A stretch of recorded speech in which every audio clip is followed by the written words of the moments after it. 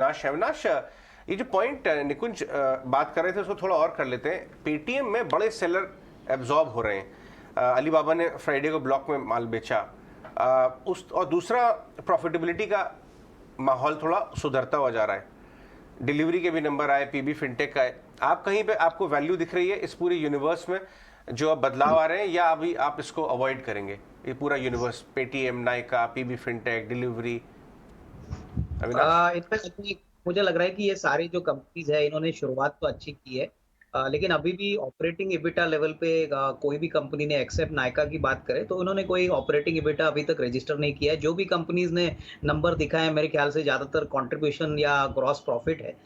Definitely science positive है, तो मुझे लग रहा है कि देखिए इस ओवरऑल पैक में पेटीएम का अगर मोमेंटम इस तरह से ही रहता है और ऑब्वियसली अगर रेवेन्यू बढ़ता है, ग्रॉस प्रॉफिट मार्जिन भी बढ़ता है, तो कहीं ना कहीं जो सितंबर 23 की डेडलाइन है वहां पे हो सकता है कि कंपनी डेफिनेटली इन्वेस्टर्स को एश्योर करे, क्योंकि ऊपरी लेवल से बहुत स्टॉक टूटा है ऑलरेडी। स्टॉक मेरे ख्याल से आईपीओ के प्राइस से अभी भी काफी नेगेटिव है।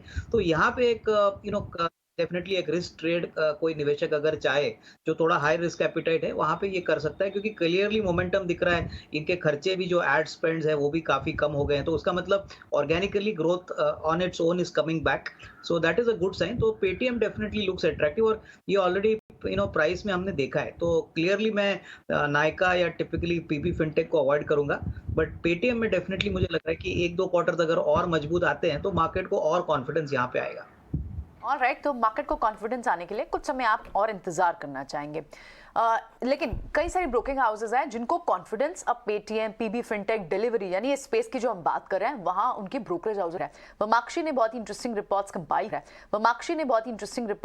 की हैं। कुछ अर्निंग्स के बाद की भी रिपोर्ट्स हैं जो व्यूज आए हैं ब्रोकरेज हाउस से। एक बार समझ लेते हैं वमाक्षी से। जी बिल्कुल, शुरुआत करते हैं हम एमएनएम के साथ। जेपी मॉर्गन का मानना है कि तीसरे तिमाही के नतीजे स्टेडी रहे हैं। ऑटो और फार्म का जो ईबिटा है वो अनुमान के मुताबिक आया है, मगर ऑटो सेगमेंट के मार्जिन्स ने पॉजिटिवली सरप्राइज किया है, जिसके चलते जेपी मॉर्गन ने एमएनएम पर ओवरवेट की राय बरकरार रखी, लक्ष्य दिया 1520 प्रति शेयर का। इसके अलावा इन्फो एज भी हमारे रेडार पर है, क्योंकि जेपी मॉर्गन का मानना है कि आईटी का जो कारोबार है इनका वहाँ पर थोड़ा स्लो डाउन नजर आ रहा है, मगर मार्जिन सुधर रहे हैं। ईबिटा मार्जिन फ्रंट पर एक पॉजिटिव सरप्राइज देखने मिला है, और इसी के चलते जेपी मॉर्गन ने इन्फो एज पर ओवरवेट की राय को बरकरार रखा है, लक्ष्य दिया है 5300 प्रति शेयर का। डिलीवरी भी हमारे रेडार पर रहेगा। मॉर्गन स्टैनली की तरफ से रिपोर्ट आ रही है, और तीसरे तिमाही के नतीजों के बारे में ये रिपोर्ट है। रेवेन्यू ग्रोथ अनुमान से कमजोर आई है, मगर कॉस्ट पर कंट्रोल के चलते एडजस्टेड ईबिटा अनुमान से काफ़ी मजबूत है, और अनुमान से इनफैक्ट बेहतर है।